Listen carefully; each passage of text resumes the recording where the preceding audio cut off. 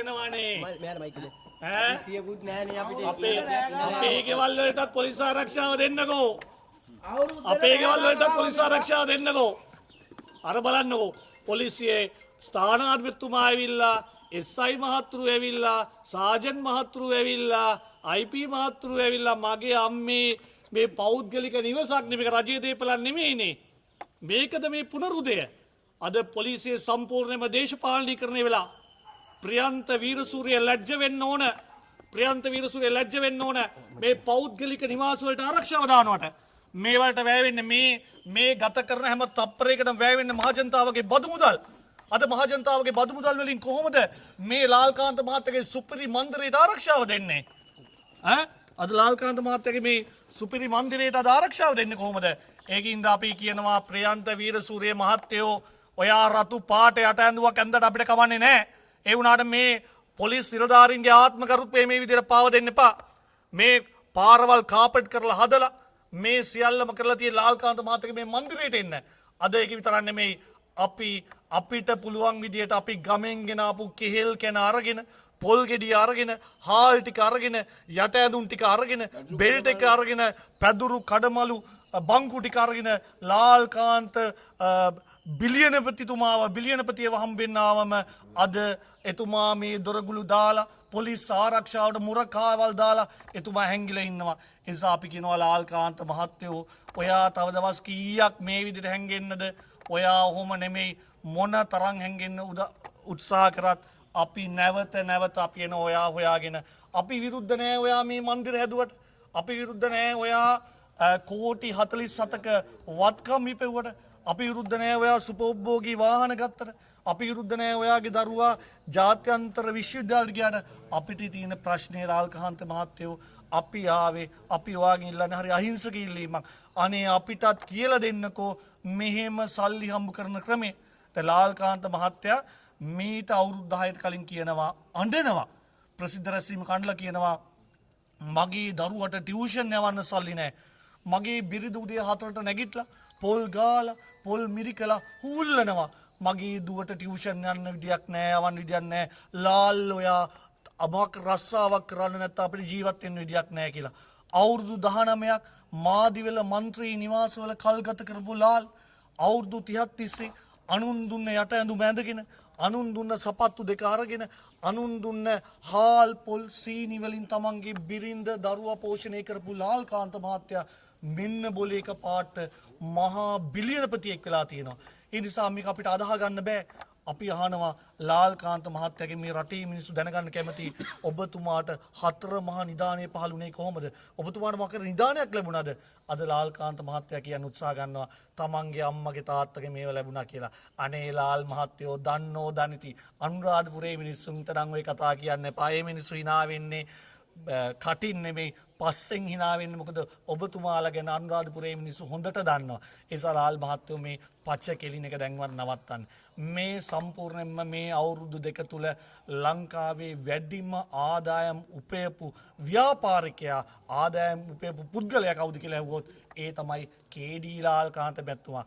ඒ නිසා ලාල්කාන්ත මැතිතුමා මේ දිගින් දිගට මේ විදිහට ආදායම් උපයවුවොත් පුනරුදාණ්ඩුව අවසන් වෙද්දී මාලිමාණ්ඩුව 2029 අවසන් වෙනකොට ලංකාවේ ඉන්න අංක 1 බිලියනපතිය වෙන කවුරුත් නෙමේ ධම්මික පෙරේරවත් ඉෂාර් නානායක්කාරවත් එහෙම නැත්නම් මේ වෙන කවුරුවක් නෙමේ ලංකාවේ අංක 1 බිලියනපතිය බවට පත් වෙන්නේ කේ.ඩී. ලාල්කාන්ත මැතිතුමා. ඒ නිසා කේ.ඩී. ලාල්කාන්ත වනාහි තවදුරටත් දේශපාලඥයෙක් නෙමේ, තවදුරටත් සමාජවාදියෙක් නෙමේ, තවදුරටත් කම්කරු නායකයෙක් නෙමේ, තවදුරටත් විප්ලවවාදියෙක් නෙමේ. කේ.ඩී. ලාල්කාන්ත වනාහි ලංකාවේ මේ ලක්මෑනියන්ට බිහි කරපු අංක 1 බිලියනපති.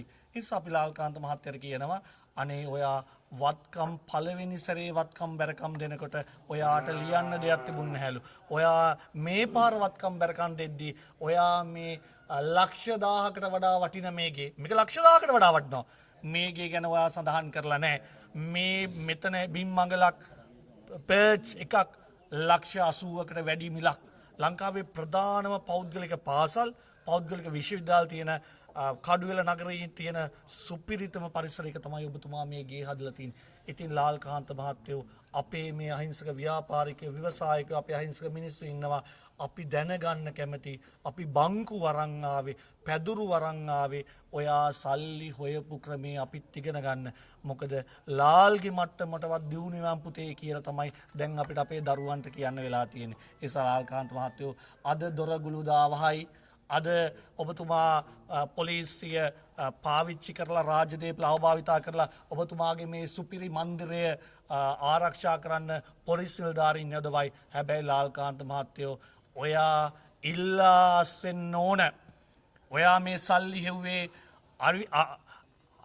ඔබතුමා මේ සල්ලි හෙව්වේ වංචනිකව. අපිට මතකයි අපිට ලැබිලා තියෙන තොරතුරු අනුව අනුරාධපුරේ පොළොන්නරුවේ වැව්තාවුල් වල තිබිච්ච හෝටල් ටික කඩනවා කියලා බය කරලා ගත්ත සල්ලි වලින්ද මේක හැදුවේ. අපි අහනවා. එහෙම නැත්නම් කෘෂිකර්ම අමාත්‍යාංශයේ තියෙන ඉඩම් ටික මහා පරිමාණ ව්‍යාපාරිකයන්ට දීලා අතට ලැබිච්ච මුදල් වලින්ද මේක හැදුවේ. එහෙම නැත්නම් ගල් අඟුරු වංචාව වහගන්න පාර්ලිමේන්තුවේ අත උස්සලා ඒ වෙනුවෙන් ලැබිච්ච සන්තෝෂ මුදල් වලින්ද මේ මාලිගය හැදුවේ. මාලිගය ගත්තේ හදලා මේ ගත්තේ. නිසා ලාල්කාන්ත මහත්තයෝ ලැජ්ජයි. නිර්ධන පන්තියේ නායකයෙක් විදියට සටන් කරපු ඔබතුමා ගැන ලැජ්ජයි.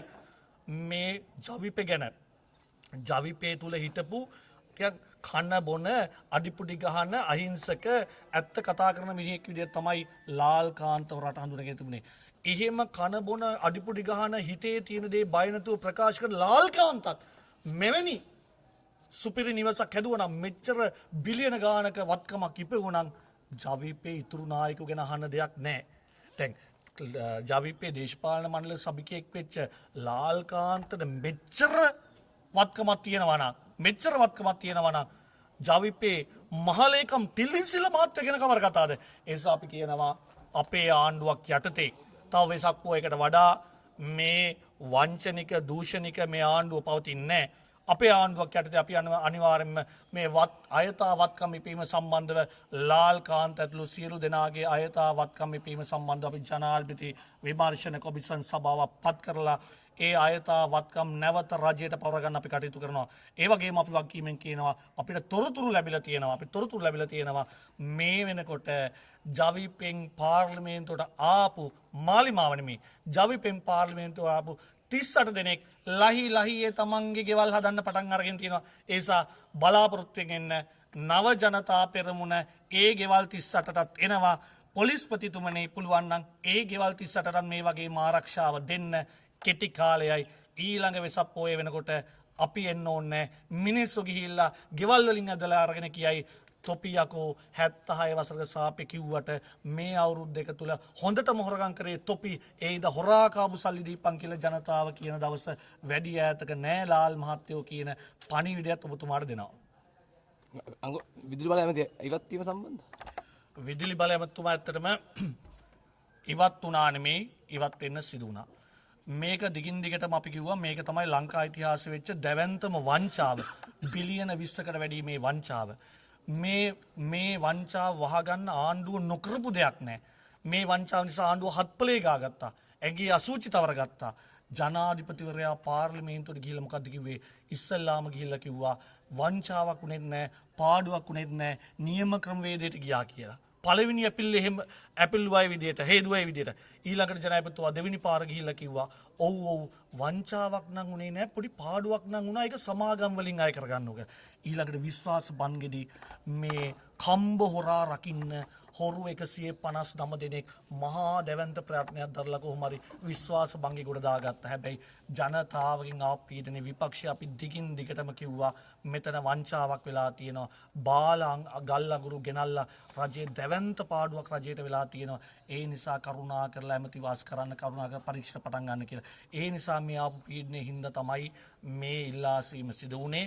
හැබැයි ඉල්ලාසුන එකෙන් වෙන්නේ ඉල්ලාසීම හරහා මේ මාලිමාණ්ඩු උත්සාහ කරන්නේ මේ සැලසුම් සහගත මේ මහා පරිමාණ ගල් අඟුරු වංචාවේ මහා මොලකරු සංගවන්න මේක කුමාර ජයකොඩිකට තනියෙන් කරපු හොරකමක් නෙමෙයි. කුමාර ජයකොඩි තනි අතින් අප්පුඩි ගහන්න බෑ. මේක සැලසුම් කරේ මොන පක්ෂ කාර්යාලයේ ඉඳලාද? මේකට කවුද සැලස්ම හැදුවේ? මේකට කවුද අවශ්‍ය උපදෙස් දුන්නේ? කවුද ප්‍රසම්පාදන ක්‍රියාවලියෙනුත් බාහිරව ගිහිල්ලා ලියාපදිංචි නොකළ සමාගමකට ගල් අඟුරු ගේන්න කවුද උපදෙස් දුන්නේ කියන එක සම්බන්ධ රට දැනගත යුතු ඒකින්ද ගල් අඟුරු වංචාවේ මහා මොලකරු ඉදිරි අපේ ආණ්ඩුවක් යටතේ අපි රටට හෙළි කරනවා. ඔහුට අවශ්‍ය දඩුවම් දෙන්න අපි කටයුතු කරනවා. ඒ වගේම අපි දැක්ක දැන් කුමාර ජයකොඩි මහත්තයා ඉල්ලා සිනවා දැන් මේක ඩබල් පොකට් හොරකමක්. මේක එක ගලින් කුරුල්ලෝ දෙන්නෙක් බිලී බෑමක්. දැන් බාල ගල් අඟුරු ගේනවා. බාල ගල් අඟුරු ගෙනාවට පස්සේ ඒකේ කොමිස් ටික යනවා කුමාර ජයකොඩි ඇතුළු ඒ කණ්ඩායමේ සාක්කු වලට බිලියනක 20කට වඩා මුදල්. ඊළඟට මොකද කරන්නේ? විදුලි අර්බුදයක් එනවා කියලා අපි විපක්ෂ අපි සටන් කරන හින්දා විදුලි අර්බුදයක් ආවොත් ගල් අඟුරු හොරකමේ බරපතලකම ජනතාවට හේතු වෙන හින්දා මෙයාලා කරන්නේ අත යට ගනුදෙනුවකට වැඩි මිලට ඩීසල් මිලදී ගන්නවා. දැන් HSBC ආයතනයේ ප්‍රධාන විධායක නිලධාරියා කියනවා ලෝක වෙළඳපොලේ ඉන්ධන ඩොලර් 150කට 160කට ගන්න පුළුවන්කම තියෙද්දී ඇයි මේ 280කට වැනි ඩොලර් 280කට වැනි වැඩි මුදලකට මේ තෙල් ගත්තේ කියලා. ඒ කතාව කිව්ව විතරයි අර රාජකරුණා කියලා මේ තෙල් සංස්ථාවේ සභාපතියා මිනිහට අර මේ භූමි තෙල් ගෑවිච්ච ගැරඩියෙක්ට වගේ වෙච්ච දේ වෙනවා. දැන් මේ ගැරඩියා කියනවා මේක දැක්ක ගමන් නෑ එහෙම එකක් උනේ නෑ කියලා ඉස්සෙල්ලා දානවා ස්ටේට්මන්ට් එකක්. පැය 24ක් ගන්න කලින් රාජකරුණාට මතක නෑ රාජකරුණා කිව්වේ මොකද්ද කියලා. දැන් රාජකරුණා vs රාජකරුණා. ඊළඟ රාජකරුණා ඊයේ මාධ්‍ය සාකච්ඡාවක් කියලා තියෙනවා. නෑ HSBC ආයතන ප්‍රධාන විධායක නිලධාරී යකෝ HSBC ආයතනය වගේ ලෝකෙ තියෙන ප්‍රධාන බැංකුවක ප්‍රධාන විධායක නිලධාරියට වරදීද? මේ රාජකරුණා කවුද? රාජකරුණා කියන මේ අනුර කුමාර ජනාධිපතිතුමාගේ මාලිමාවට කඩේ ගිය දේශපාලකයෙක් ඉන්නේ. එයා කියනවා HSBC ආයතන ප්‍රධාන විධායක නිලධාරියට වැරදිලා. ඒක සම්බන්ධයෙන් හිරු මාධ්‍ය නාලිකාව ඒක තහවුරු කරගත්තම දැන් පටන් අරගෙන තියෙනවා හිරු දෙරණ ඇතුළු මාධ්‍ය නාලිකාවලට තඩි බාන්න. අනේ අනුර කුමාර මහත්තයෝ මාධ්‍ය නාලිකාවල තඩි බාලා මේක බේර ගන්න බෑ. මේක රාජකරුණා vs රාජකරුණා. රාජකරුණාට මතක නෑ රාජකරුණා කිව්වේ මොකද්ද කියලා. ඊයේ කියනවා ඔව් අපි බොර තෙල් ගත්තේ නෑ ඩීසල් නම් ගත්තා කියලා. අපි යව්වේ නෑනේ ඩීසල්ද පෙට්‍රල්ද භූමි තෙල්ද පොල් තෙල්ද කියලා මොනවා හරි ගත්තනේ. ලෝක වෙළඳපොලේ 150ට 160ට ගන්න තියෙද්දි 280ට ගත්තේ කවුද? ඒ හින්දා ඒ මුදල් කාටද ගියේ? ගල් අඟුරු ගෙනල්ලා ඒකෙන් කොමිස් එක ගත්ත බාලා ගල් අඟුරු ගෙනල්ලා ඒ වගේම වැඩි මිලට ඩීසල් ගෙනල්ලා ඒකෙන් කොමිස් ගත්ත එකින්ද මේක එක විට සැලසුම් සහගතව දෙආකාරී කරපු මහා පරිමාණ බිලියන ගානක හොරකම. ඒ බිලියන ගානක හොරකමින් මේ වගේ ගෙවල් එකක් නෙමේ ගෙවල් 160ක් හදන්න උනත් පුළුවන්. ඒ නිසා අපි අනුර කුමාර මහත්තයට කියනවා බලයට ආවේ වංචාව දූෂණය නතර කරන්න කරුණා කරලා ඔබතුමාගේ ඇමති මණ්ඩලය ඇතුළු ඔබතුමාගේ මේ කාඩරවරු හොරකම් කරන නවත්තන්න කෙනෙක් කියනවා. ඒ වගේම දැන් කියනවා මේ රාජකරුණා මහත්තයා අසුනාට පස්සේ අපි ඊයේ දැක්ක අපේ අර ඇමති විජිත හේරත් බිමල් රත්නායක නලින්ද ජයතිස්ස මහත්තයා අනේ ඇඟේ අසුචි තවරගෙන තවදුරටත් කියනවා ගඳ නෑ කියලා. මුළු රටම දන්නවා ගඳයි කියලා. ඒ තුන් දෙනා මාධ්‍ය සාකච්ඡාවක් කියලා තියෙනවා මේ කමිෂන් සභාව බොහොම අපක්ෂපාතී ස්වාධීනයි අපි මේ පරීක්ෂණ හරියට කරනවා අපි වංචාවක් කරේ නෑ කියලා.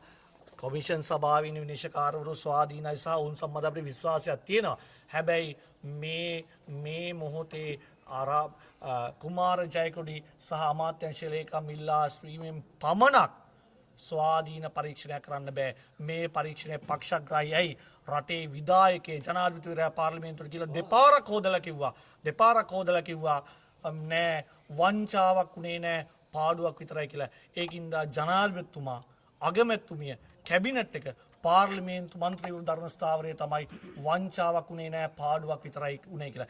එවැනි ස්ථාවරත්වයක් එවැනි මතයක් ධර්ම ජනාධිපතිවරයෙක් විධායකය ව්‍යවස්ථාදායකය කැබිනටයක් ඉද්දි කොහොමද ස්වාධීන පරීක්ෂණයක් කරන්නේ? ඒ නිසා ස්වාධීන පරීක්ෂණයක් කරන්න ඇත්තටම ජනාධිපතිතුමාට ඕන නම් ඇත්තටම බිමල්ට ඇත්තටම විජිත හේරට්ට ඇත්තටම අවශ්‍ය නම් කරන්න ඕන මොකද්ද? එහෙනම් අනිවාර්යයෙන්ම ජනාධිපතිතුමාත් ඉල්ලාස් වෙලා විශ්වාස මංගල සහායක දුන්න අග්‍රාමාත්‍යතුමියත් ඉල්ලාස් වෙලා කැබිනටයත් ඉල්ලාස් වෙලා වහාම බාරකාර ආණ්ඩුවක් පත් කරන්න. තාවකාලික බාරකාර ආණ්ඩුවක් පත් කරලා කුමාර ජයකොඩි ගල් අඟුරු ගෙනල්ලා කරපු වංචාවත් වැඩි මිලට තෙල් මිලදී අරගෙන කරපු වංචාවත් සම්බන්ධ පරීක්ෂණ කරන්න. එතකොට නම් අපිට කියන්න පුළුවන් මේ පරීක්ෂණය සාධාරණයි කියලා. එහෙම නැතුව අපිට මේ සාධාරණ පක්ෂපාතී පරීක්ෂණ අපිට බලාපොරොත්තු වෙන්න බෑ කියන එක බොහොම වගකීමෙන් කියනවා.